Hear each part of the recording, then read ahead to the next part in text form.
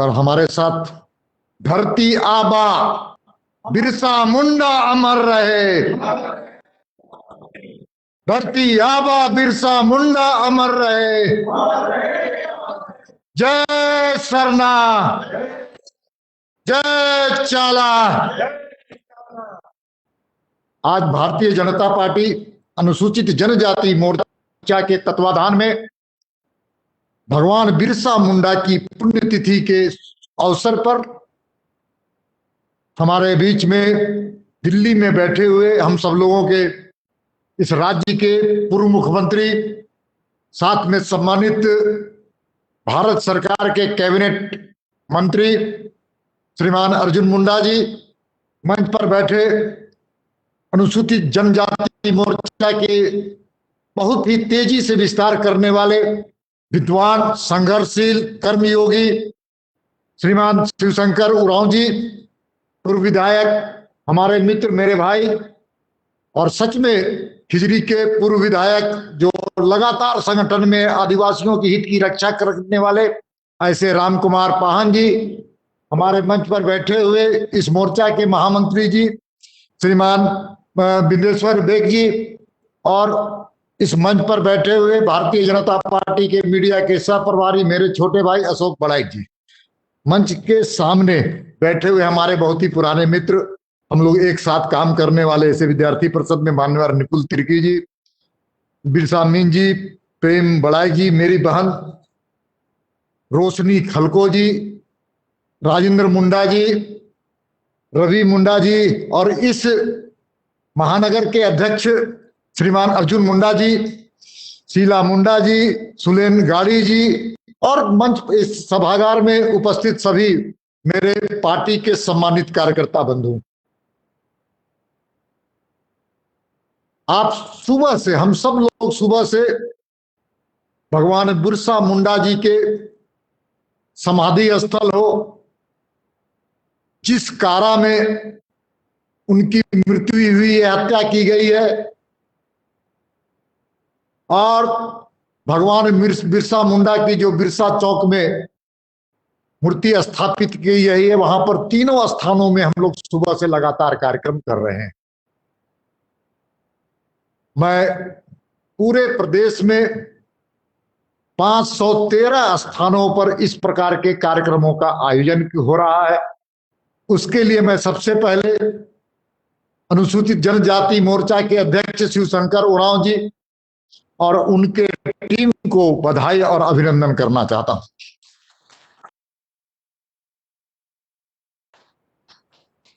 हम आज बिरसा मुंडा जी को क्यों याद कर रहे हैं, क्यों स्मरण कर रहे हैं? कौन है बिरसा मुंडा जी? बिरसा मुंडा जी केवल उनका जन्म 15 नवंबर 1875 उलियातू खूंटी में हुआ, ये सबको जानते हैं हमारे, लेकिन क्यों याद कर रहे हैं उनको, क्यों स्मरण कर रहे हैं? और स्मरण इसलिए कर रहे हैं कि वो एक मानव नहीं बल्कि महामानव के रूप में, महामानव ही नहीं बल्कि हम उनको भगवान के रूप में देखते हैं।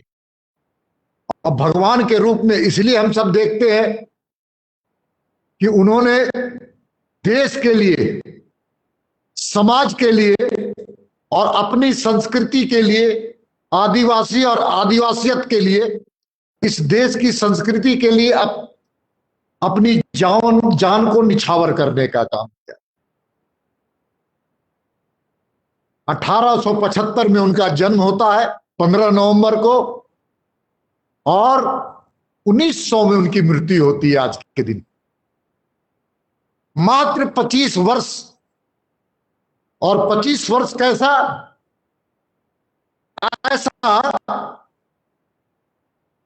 कि समाज को एक दिशा देने का उन्होंने काम किया, एक मशाल जलाने का काम किया, और अंग्रेज के खिलाफ संघर्ष में यहां के सभी समाज के लोगों को संगठित करने का काम किया। वह जानते थे कि जब तक इस देश से अंग्रेज नहीं भागेगा, जब तक इस क्षेत्र से अंग्रेजों का भगाना नहीं होगा, तब ये क्षेत्र शोषण से मुक्त नहीं हो सकता। इसलिए अंग्रेजों के खिलाफ अगर संघर्ष करने वाले पहला मसाल लेकर निकले तो वो नाम बिरसा मुंडा जी का था। ये दुर्भाग्य है कि भगवान बिरसा मुंडा जी हो, सिद्धू कान्हू हो, तिलका मांझी हो, झारखंड के जितने स्वतंत्रता सेनानी रहे उनके साथ देश के इतिहासकारों ने न्याय नहीं करने का काम किया। उनको वो स्थान नहीं मिल पाया जो उनको मिलना चाहिए था।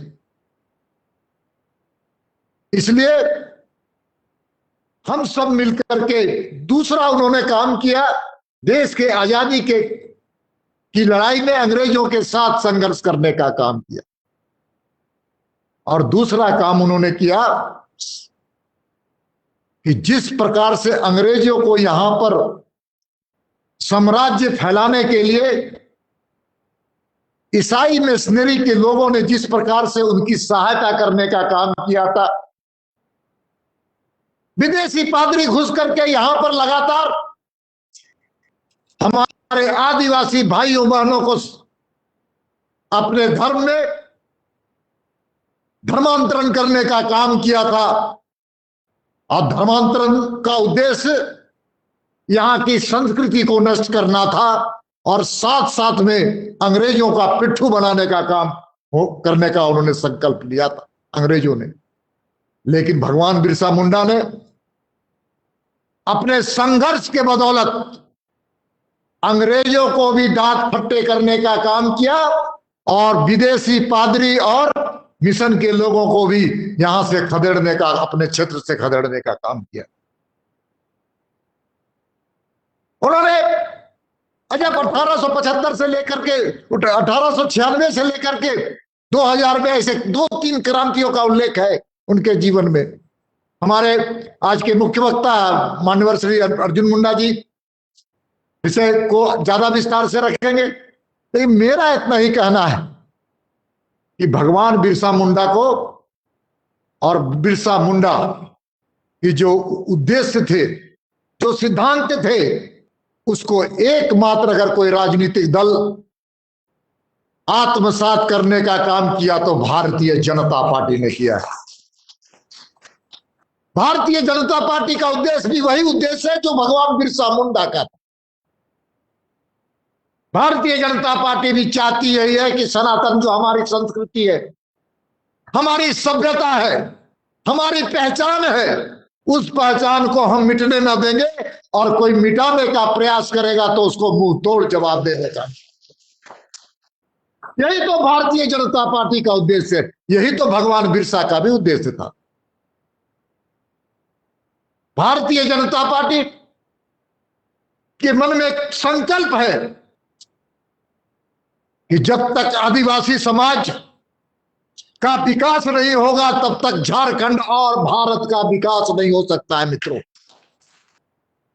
इसलिए भारतीय जनता पार्टी की सरकार आई अटल जी के नेतृत्व में, तो आदिवासी समाज के लिए एक अलग मंत्रालय बनाने का काम अटल बिहारी वाजपेयी ने किया। सौभाग्य से आज हमारे इस प्रदेश के नेता, हमारे पूर्व मुख्यमंत्री आज उस मंत्रालय को संभाल रहे हैं। ये किसकी देन है? अटल जी की सरकार, बीजेपी की सरकार की देन। भगवान बिरसा मुंडा को पूरे देश में और पूरे दुनिया में अगर किसी ने सम्मानित करने का काम किया तो भारतीय जनता पार्टी ने करने का काम किया। आप सब कोई जानते हैं कि लोकसभा में जो सेंट्रल हॉल है, और सेंट्रल हॉल में उनकी तस्वीर किसी ने लगावाने का काम किया था तो भारतीय जनता पार्टी की तरफ। जब जब भारतीय जनता पार्टी की सरकार आई है तब तक आदिवासी अस्मिता को बचाने के लिए हम सब लोगों ने काम किया है। लेकिन आज दुर्भाग्य है, जिस प्रकार से आदिवासी समाज को दिग्भ्रमित करके यहाँ की राज्य सरकार, हेमंत सोरेन की सरकार बैठी है। मैं 2-3 उदाहरण देकर अपनी वाणी को विराम देता हूं। मैं जानता हूं कि सुबह से आप लोग भूखे, अर्जुन मुंडा जी का भी विचार और मार्गदर्शन आने वाला है। जब से ये सरकार आई है तब से आदिवासी समाज को दिग्भ्रमित करके गद्दी पर तो बैठी है, लेकिन सबसे ज्यादा आज तबाह है तो आदिवासी समाज है। सबसे ज्यादा आपका बोलने में हम सब लोगों को हिचक नहीं होना चाहिए कि जिस प्रकार से यहां पर धर्म परिवर्तन कराने का लगातार प्रयास किया जा रहा है। मुख्यमंत्री के निवास के बगल में काके रोड में जबरदस्ती धर्म परिवर्तन कराया जा रहा था। उस वक्त तो आकर हमारे कार्यकर्ताओं ने उसको रोकने का काम किया। हमारे अनुसूचित जनजाति आयोग के कार्यकर्ताओं ने रोकने का काम किया।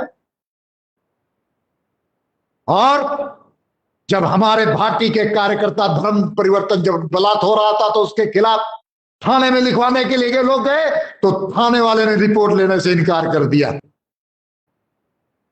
इसलिए मित्रों, सबसे ज्यादा एक नया फिर से जो सरना समाज है, उस समाज को तोड़ने का भी हम जानते हैं कि सरकार प्रयास कर रही। आप याद कीजिए, पिछली सरकार ने हमारे पाहन को, हमारे पुजारियों को एक मानदेय देने का काम किया था, उनको सहयोग राशि देने का काम किया था। उन पुजारियों को हम सब पाहन हो, उन पाहनों को एक अतिरिक्त आय, जो भी हमारे धार्मिक जो गांव के पुजारी थे उनको झारखंड की सरकार, पिछली सरकार भाजपा की सरकार एक मानधन देने का काम किया था। उसको बंद करने का काम किसने किया? वर्तमान हेमंत सोरेन की सरकार ने। हम सबको जानते हैं कि हमारे पुजारी हमारे लिए श्रद्धा का पात्र होता है। आप याद कीजिए, सबसे ज्यादा इसी चाईबासा में आदिवासी समाज के साथ नरसंहार करने वाली सरकार कौन है? तो हेमंत सोरेन की सरकार। हम लोगों ने लगातार मांग किया कि जहां पर घटना घटी वहां पर मुख्यमंत्री जाए और वहां के आदिवासियों के हालचाल को समझे, संवेदना प्रकट करे, लेकिन वर्तमान मुख्यमंत्री वहां पर जाने का भी कष्ट नहीं किए। भाइयों बहनों, ये आदिवासी के नाम पर तो शासन में बैठे जरूर हैं, लेकिन आदिवासी के सबसे ज्यादा विरोधी। इनके इर्द गिर्द देखिए कौन बैठा हुआ है, ये किससे सलाह लेते हैं, इनके सलाहकार कौन है? तो कोई भी आपको आदिवासी और झारखंड के लोग नजर नहीं आए। इसलिए मित्रों, सबसे ज्यादा महिलाओं के साथ बलात्कार हुआ, 1600 महिलाओं के साथ एक वर्ष में बलात्कार हुआ, ये हेमंत सोरेन की सरकार में हुआ। हमारी माता और बहनों के साथ बलात्कार हुआ, आदिवासी समाज की हमारी बहनों के साथ बलात्कार हुआ, अनुसूचित जाति के लोगों के साथ। इसलिए आज ज्यादा ना कहते हुए मैं इतना ही जरूर कहना चाहता हूं कि रूपा तिर्की को हम सब लोग न्याय दिलाने के लिए संकल्पित हैं। रूपा तिर्की कोई एक नाम नहीं है, रूपा तिर्की तो अन्याय के खिलाफ संघर्ष की प्रेरणा देने वाली एक प्रतीक है।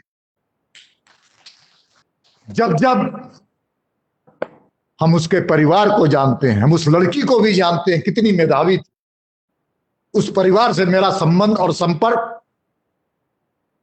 लगभग 15 वर्षों से है। वो लड़की मेधावी, पढ़ने लिखने वाली, हमारी बेटी की तरह, आपकी बेटी की तरह, आपकी बहन की तरह। और जिस प्रकार से उसकी हत्या की गई, उस हत्यारे को बचाने का काम हेमंत सोरेन की सरकार कर रही है। इसलिए आइए हम सब मिलकर के, जब जब भी कोई भी आदिवासी समाज और झारखंड के लोगों के खिलाफ जन विरोधी काम करेगा, तब तब हम सब मिलकर के भारतीय जनता पार्टी का कार्यकर्ता मुंह तोड़ जवाब देगा। हम सब जानते हैं कि भगवान बिरसा मुंडा के पुण्यतिथि में हम सब लोग संकल्प ले कि आदिवासी समाज एकजुट हो, झारखंड एकजुट हो, और जो भी हमारे अस्मिता के साथ खिलवाड़ करने का काम करेगा उसको हम मुंह तोड़ जवाब देंगे। यही तो भगवान बिरसा मुंडा का संकल्प था। बहुत बहुत धन्यवाद, बहुत बहुत धन्यवाद आप सब लोगों का। जी बहुत बहुत धन्यवाद अध्यक्ष महोदय।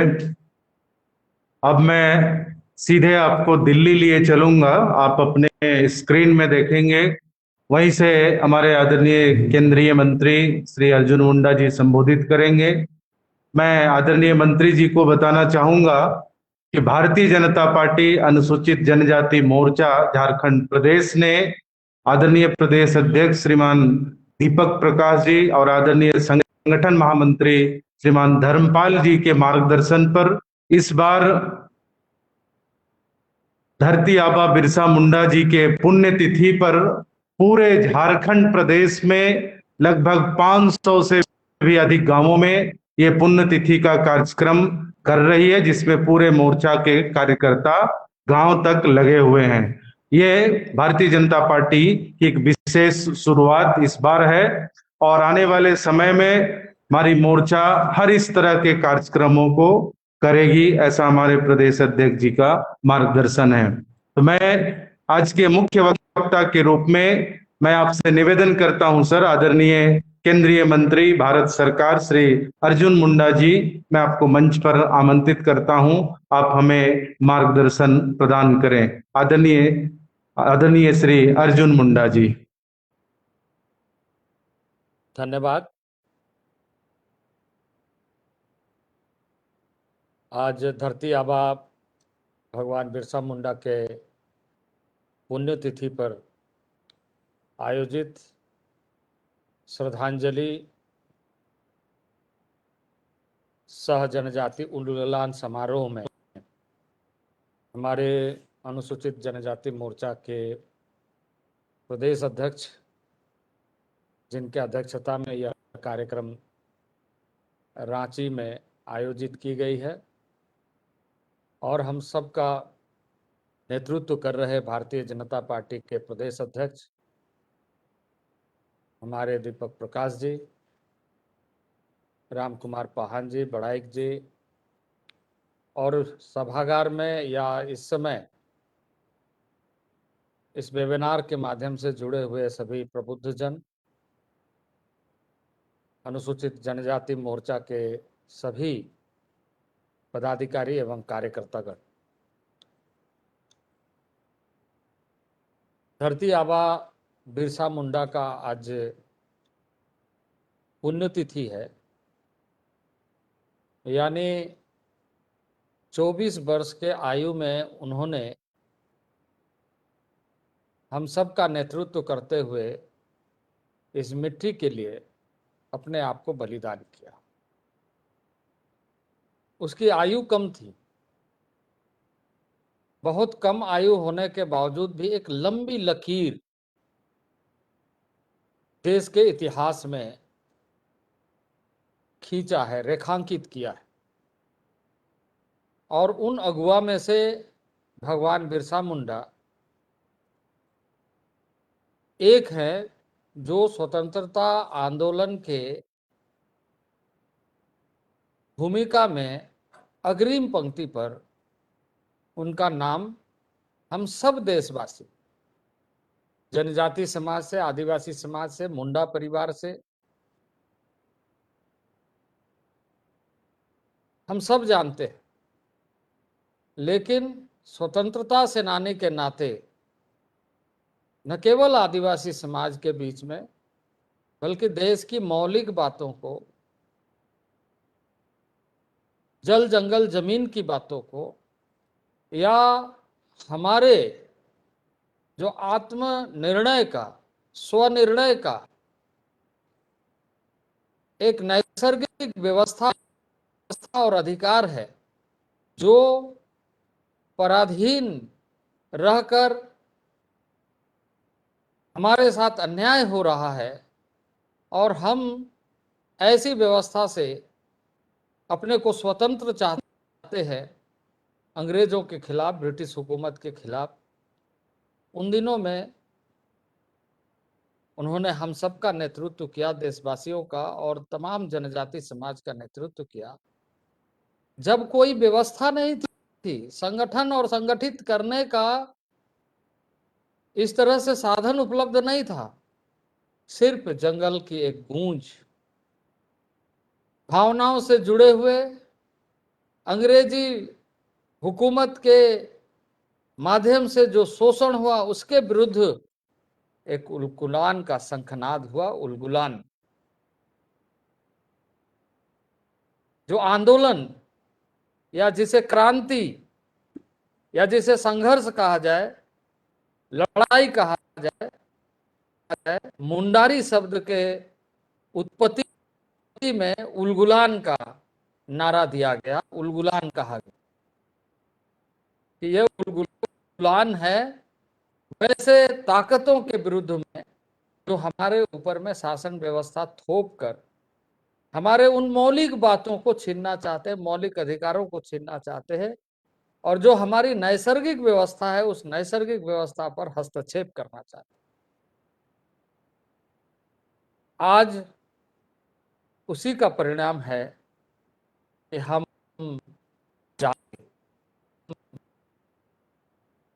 देश आजाद हुआ 1900 में, उन्होंने नेतृत्व करते हुए अपनी आहुति दे दी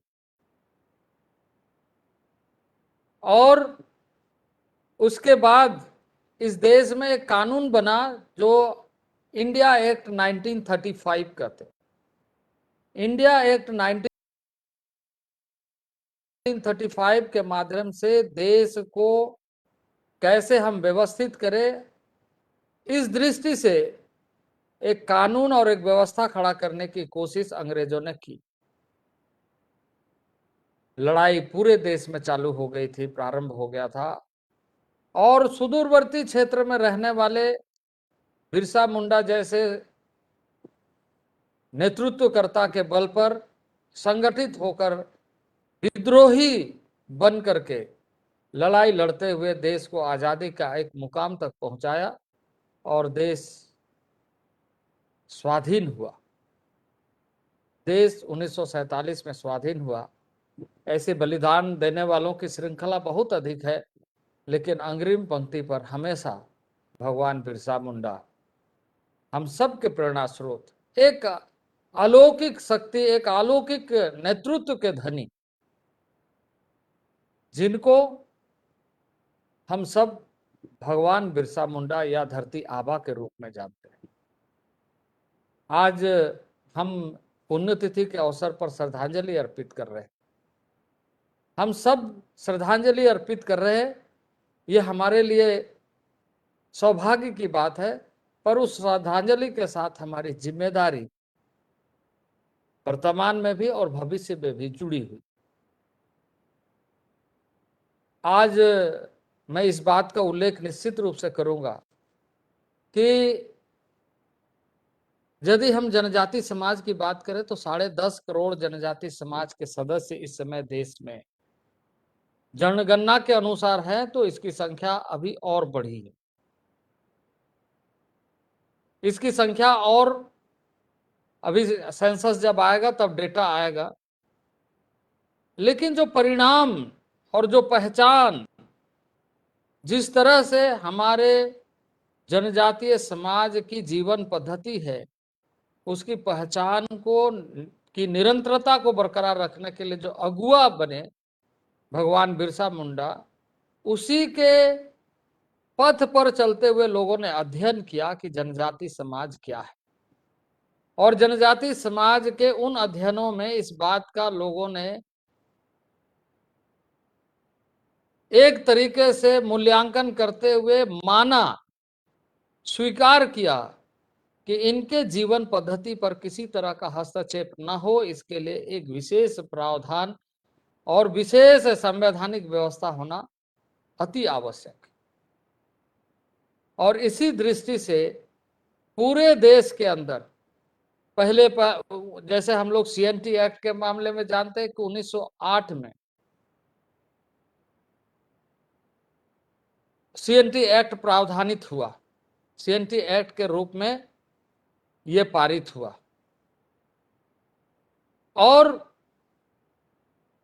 यह कानून इस बात का अधिकार देता है कि जनजातीय समाज के जल जंगल जमीन सुरक्षित रहे और उसके डेमोग्राफिक लाइफ पर किसी तरह का हस्तक्षेप ना। बाद के दिनों में इसी कानून के आधार पर देश में कई राज्यों में आजादी के पहले भी और आजादी के बाद भी जनजातीय क्षेत्रों के लिए टेनेंसी एक्ट बनाए गए और देश भर के सभी कानून को, ऐसे राज्यों के सभी कानूनों को सम्मिलित करते हुए 9th शेड्यूल में, संविधान के 9वें अनुसूची में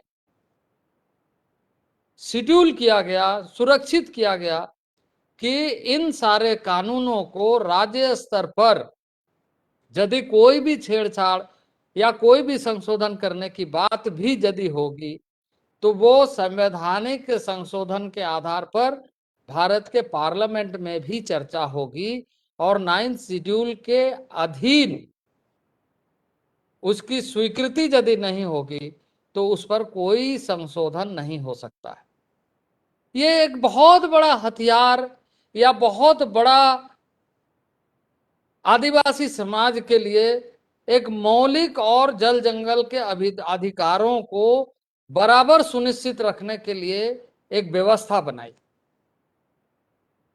9th शेड्यूल में प्रोटेक्टेड जो लॉज है उसके बारे में देश के तमाम जनजातीय क्षेत्रों के कानूनों को उसमें सम्मिलित करते हुए उन क्षेत्रों को विशेष रूप से चिन्हित किया गया और कहा गया कि ये 9th शेड्यूल में प्रोटेक्टेड भी रहेंगे और इसके साथ साथ इसकी जो व्यवस्था और प्रशासन, इसलिए संविधान में जनजातीय प्रशासन का एक चैप्टर दिया गया है आर्टिकल 244।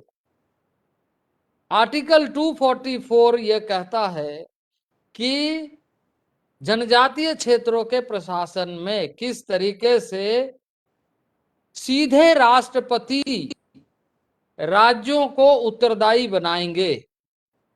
यह बात सही है कि भारत की व्यवस्था, भारत की गणतांत्रिक व्यवस्था पार्लियामेंट और पार्लियामेंट के अनुशंसा पर राष्ट्रपति उन सारे कार्रवाइयों को सुनिश्चित करते हैं, लेकिन उन सारे चीजों में राष्ट्रपति अपना सुझाव दे सकते हैं, कुछ चीजों में वो अपनी सहमति असहमति दे सकते हैं और साथ ही साथ आगे की कार्रवाई के निर्देश दे सकते हैं।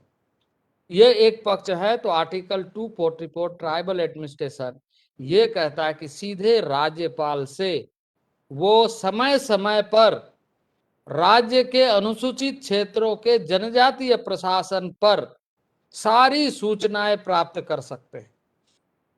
और इसलिए एक आज बड़ा विषय बन गया है कि भगवान बिरसा मुंडा ने जिन आंदोलनों के बल पर आत्मनिर्णय के अधिकार को संवैधानिक मर्यादाओं के सीमा रेखा में बांधते हुए कि जल जंगल जमीन का अधिकार न केवल एक प्रदेश में रहने वाले जनजाति का है बल्कि देश भर के जनजाति समाज को उनके मौलिक और जल जंगल जमीन के साथ उनका जुड़ाव बना रहे, इसका प्रबंधन करने के लिए एक व्यवस्थित ढांचा खड़ी की जाए, जिसमें यह सुनिश्चित करने के लिए कहा है कि समय समय पर परामर्श लेने के लिए एक परामर्शदात्री समिति होगी।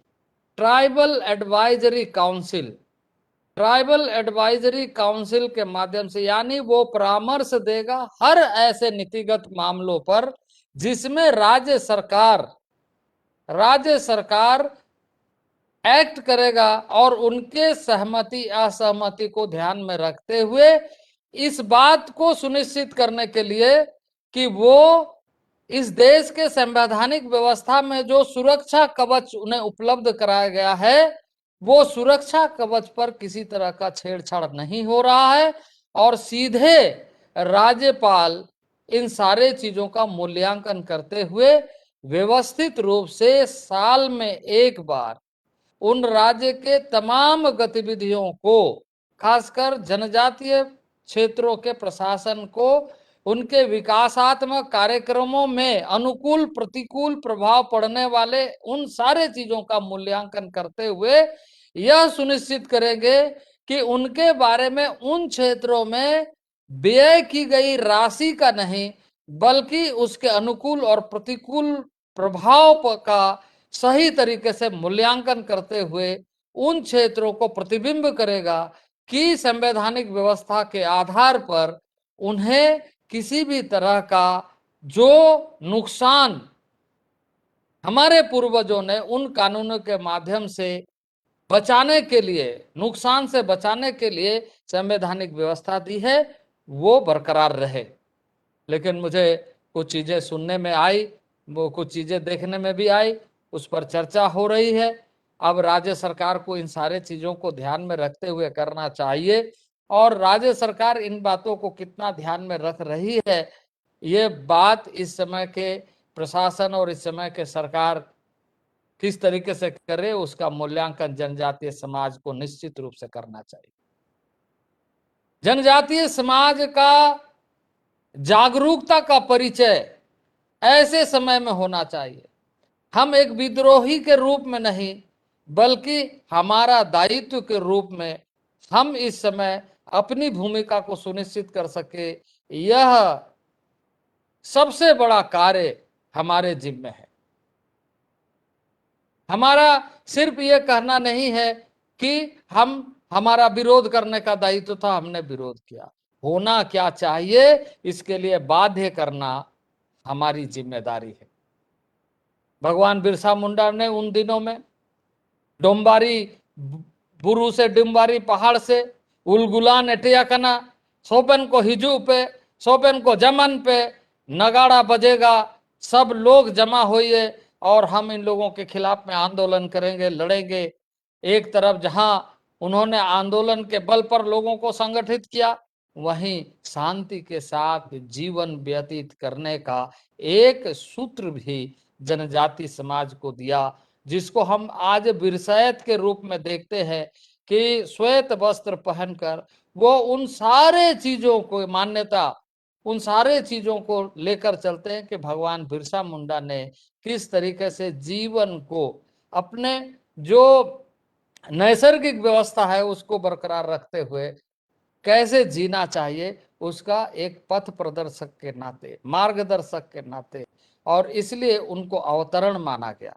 धरती आबा का मतलब है कि धरती से उनकी उत्पत्ति हुई एक अवतार के रूप में, अवतार पुरुष के रूप में, और उन्होंने एक मार्गदर्शन जहां अपने समाज को जागृत करने के लिए दिया कि जनजाति समाज शालीनता से, सहजता से, समर्पण से, अपने मन के अंदर कोई किसी तरह का कष्ट न पालकर कैसे जीवन को आगे ले चले, सहचर भाव से, सहचर व्यवस्था से, उसका एक सूत्र मार्गदर्शन दिया। वही अंग्रेजों को कहा, यह जमीन, यह धरती, ये मात्र एक टुकड़ा नहीं है। उन्होंने कहा कि यह प्रकृति का एक ऐसा स्पंदन, ऐसा कृति है जिस कृति को सुरक्षित रखने के लिए मानव जीव के रूप में हम जीवन प्राप्त किया है। उन्होंने उस आंदोलन में जहां उनका विद्रोह किया, वहीं इस सूत्र के साथ कि हम प्रकृति के हैं। प्रकृति क्या है? प्रकृति जो हमारे कृति से पहले बना हुआ है, जो हमें हमेशा देता है, हर तरह की चीजों को देने की क्षमता है, कुछ मांगता नहीं है, वो प्रकृति है।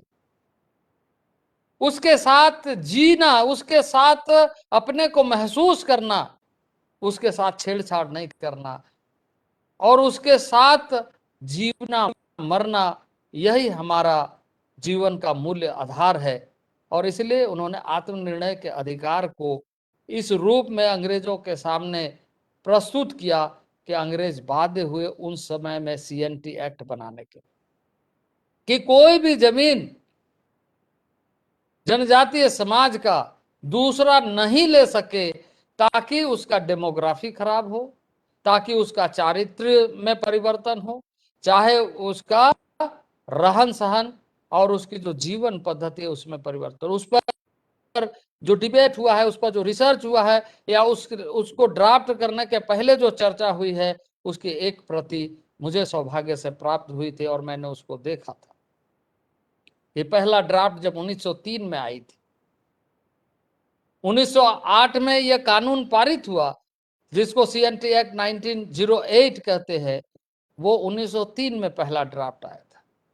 और उस 1903 के पहले ड्राफ्ट में जो चीजें आई थी, जो बातें कही गई थी, जो बाद के दिनों में 1908 में उसको सीएनटी एक्ट के रूप में पारित किया गया।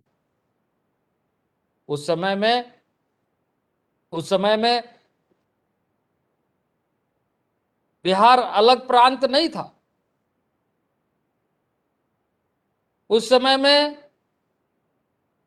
एक तरीके से प्रेसिडेंसी के रूप में अस्थाई बिहार के रूप में हम देखते थे, उसको व्यवस्थित ढंग से नहीं देखते थे। उस समय का यह कानून जो सारे क्षेत्रों को यह करता है, जो बंगाल के जनजातीय क्षेत्रों को भी, उड़ीसा के जनजातीय क्षेत्रों को भी, सारे जगहों को इस कानून के दायरे में देखता है। और इसलिए बाद के दिनों में उड़ीसा में भी कानून बने, बंगाल में भी कानून बने, इसी तरीके से देश के अन्य प्रदेशों में भी कानून बने। गुजरात में भी टेनेंसी एक्ट ट्राइबल एरिया के लिए है, महाराष्ट्र में भी टेनेंसी एक्ट है। इस तरीके से देश के कई हिस्सों में टेनेंसी एक्ट, जिसको 9th शेड्यूल में प्रोटेक्ट किया गया है। तो आज कहने का यह मतलब है कि आज भी उनके जो सूत्र हमें उन दिनों में मिले थे प्रासंगिक है। आज हमें इस बात का ध्यान रखना है कि पॉलिसी लेवल में, और मैं यह निश्चित रूप से कहूंगा कि जिस तरीके से मैंने ड्राफ्ट देखा है, कुछ चीजों के बारे में हमें बहुत ज्यादा आशंका के दृष्टि से आने वाले दिनों में इससे जो नुकसान होगा, इस दृष्टि से मैं मानता हूं कि हमारा एक बड़ा भूमिका सुनिश्चित करने की आवश्यकता पड़ेगी। नहीं तो जो आशंका हम देख रहे हैं, जो भविष्य के बारे में हमें दिखाई दे रहा है, वो हमारे लिए नुकसानदेह होगा। क्योंकि मंत्री परिषद अपने अनुकूल चीजों को ही देखे, इसलिए परामर्शदात्री नहीं होता। मंत्री परिषद अपने कार्यों को करने के लिए सुधारात्मक दृष्टि से कैसे देखे, इसलिए परामर्शदात्री का, इसलिए एडवाइजरी काउंसिल कहा गया। और ये जिस तरीके से बनाने की कोशिश हुई, एक तो सेंट्रलाइज करने की कोशिश हो रही है, और दूसरा हो रहा है कि वो एडवाइजरी करेक्टर ही खत्म हो जाए, उसका दंत विहीन एक संस्था रहे, इस दृष्टि से। और उसमें जो एक राष्ट्रपति समय समय पर राज्यपाल के द्वारा रिपोर्ट मांगेंगे, वो परामर्शदात्री के माध्यम से वेटिंग करते हुए जाए, ये व्यवस्था ही इसमें खत्म करने की कोशिश हो रही है। ऐसे कई चीजें हमने सरसरी निगाह से देखा है, और मुझे ऐसा लगता है कि झारखंड के लिए जनजाति मोर्चा का दायित्व तो बहुत बढ़ गया। आज पंचायत की सशक्त भूमिका कैसे हो, राज्य सरकार की चिंता नहीं। समय बीत गया चुनाव कराने के लिए, इसने कोई भी तैयारी नहीं की। अब ये ठीक है, इस समय ये कह सकते हैं वैश्विक महामारी, लेकिन इसके पहले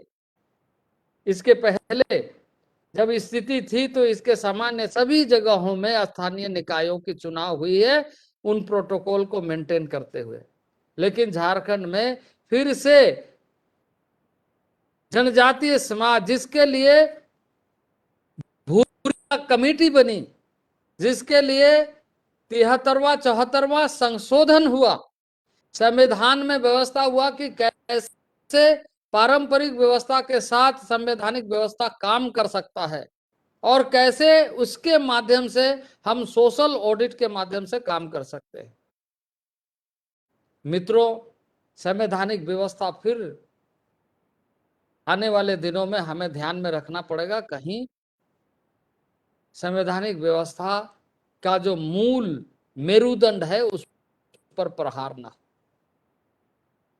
क्योंकि आज इसी बात को ध्यान में रखते हुए इस समय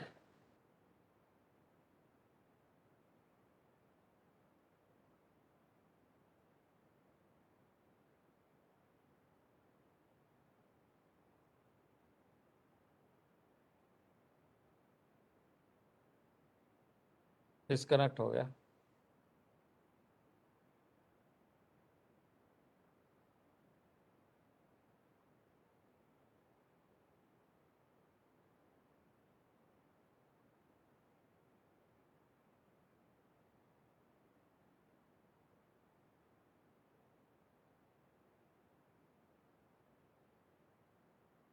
इसी बात को ध्यान में रखते हुए इस बार हमारा मंत्रालय ने 36,000 गांवों को आदर्श गांव बनाने की योजना बनाई। 36,000 गांवों को आदर्श गांव योजना अगले 5 साल में करने की एक बृहद योजना बनाई है, जिसमें आधारभूत संरचना से लेकर मानव प्रबंधन, स्किल डेवलपमेंट से लेकर रोजगार से लेकर शिक्षा और स्वास्थ्य से लेकर पेयजल सुविधा से लेकर सारी तरह की व्यवस्था उन गांव में संपूर्णता जिसको कहा जाए, उसमें नेटवर्क व्यवस्था से लेकर सारी चीजों को लगभग उसमें 55 ऐसे चीजों को, सुविधाओं को गांव में पहुंचाना है। ये सुनिश्चित करने का काम हमारा मंत्रालय ने प्रधानमंत्री आदर्श ग्राम योजना प्रारंभ करने का निश्चय किया है। और अभी हम फर्स्ट फेज में प्रत्येक वर्ष 7-7 हजार गांव करके इसको हम जोड़ने जा रहे हैं। ये जनजातीय क्षेत्रों के गांव में हम इस कार्यक्रम को आगे बढ़ाएंगे ताकि गांव सशक्त हो, गांव की भूमिका सुनिश्चित हो। लेकिन जिस तरीके से झारखंड में चीजें चल रही है, एक आशंका को जन्म दे रहा है। हमने अभी माननीय प्रधानमंत्री के नेतृत्व में सारे प्रखंड स्तर पर Eklavya model school, Navodaya school जो जिला में एक होता है, हमारा प्रखंड में एक होगा। जनजातीय बच्चों के लिए एक बड़ा कार्य योजना, नवोदय विद्यालय के तर्ज पर एकलव्य विद्यालय बनाने का निर्माण कार्य प्रारंभ करने का निश्चय आदरणीय प्रधानमंत्री के नेतृत्व में। अभी स्वास्थ्य के क्षेत्र में हमने सभी राज्यों से कहा है कि आधारभूत संरचना की दृष्टि से जो सीएचसी और पीएचसी स्तर तक की यूनिट है, वहां पर कैसे हम सुविधाएं पहुंचा सके और उसके लिए जो राशि की आवश्यकता होगी हमारा मंत्रालय उपलब्ध कराए। आज जनजातीय मंत्रालय, मैं आपको बताना चाहता हूं कि आज ही अभी इसके बाद प्रधानमंत्री आवास पर बैठक है। हम सब अनौपचारिक रूप से चर्चा करेंगे कई चीजों पर कि जनजातीय क्षेत्रों के कार्यों को हम सीधे जनता तक कैसे और बेहतर ढंग से पहुंचा सके। और यह बहुत बड़ी श्रद्धांजलि होगी कि प्रधानमंत्री जी ने आज इस पर चर्चा करने का तिथि निश्चय किया है और हम आज उनके साथ 5 बजे से बैठक में सम्मिलित। हमारी यह बैठक अनौपचारिक ढंग से होगी, लेकिन हम उनके सारे विषयों को सही ढंग से कैसे आगे कर सके इस पर चर्चा करें। आज प्रधानमंत्री चिंतित है कि जनजातीय क्षेत्र, जनजातीय असीमता, जनजातीय सुरक्षा, जनजातीय जीवन पद्धति और उनका संपूर्ण विकास हम कैसे करके प्रतिबद्ध होकर यह सुनिश्चित कर सके, समयबद्ध तरीके से कैसे पूरा कर। पिछले 70 वर्षों में जनजातीय समाज की बात हुई, जनजातीय समाज के क्षेत्रों के योजनाओं की बात हुई, लेकिन जनजातियों के लिए नहीं हो पाई। उस कार्य योजना को पूरा करने का संकल्प आदरणीय प्रधानमंत्री के नेतृत्व में हो रहा है। आज आपको खुशी होगी जानकर कि हमारा एक मंत्रालय इस समय जो पूरी तरीके से पेपरलेस है, पूरा डेटाबेस है, हर गांव की सूचना अब आपको उपलब्ध होगी जनजातीय क्षेत्रों और उसके प्रशासन। ऐसे में राज्य सरकार की एक बड़ी भूमिका होती है, लेकिन जिस तरीके से अभी दिखाई दे रहा है झारखंड का भविष्य को, हम इस पर विशेष ध्यान रखना पड़ेगा कि झारखंड का भविष्य भारतीय जनता पार्टी और अनुसूचित जनजाति मोर्चा के सक्रियता के आधार पर सुनिश्चित करे कि झारखंड प्रांत और जनजातीय समाज झारखंड प्रांत के जनजातीय समाज और देश भर के जनजातीय समाज अपने मौलिक अधिकारों से वंचित न रहे और जिन बातों को लेकर धरती आबा बिरसा मुंडा ने अपनी जीवन की आहुति दी है, उस आहुति को हम इन सारे कार्यों को पूरा करते हुए कि देश भर के जनजातीय समाज विकास की दृष्टि से आगे बढ़े, आत्मसम्मान, स्वाभिमान, आत्मनिर्णय के अधिकार के साथ सुसज्जित हो और भविष्य उनका बेहतर हो। मित्रों, अभी हम लगातार प्रयत्न कर रहे हैं राज्य सरकार से कि जो कार्य झारखंड में जनजातीय समाज के लिए हम करना चाहते हैं उस पर गति लेकर के आए, लेकिन गति से ज्यादा उस कार्य में धीमी दिख रही है। इसके बारे भी हमारा चिंता है। भगवान बिरसा मुंडा को सही श्रद्धांजलि तभी होगा जब जनजातीय समाज के हर परिवार में मुस्कुराहट दिखाई देगी, तभी हम मानेंगे कि जो अगुआ हमारे लिए बलिदान दिया उस बलिदान का परिणाम जनजातीय समाज सही तरीके से उपयोगी बना रहा है।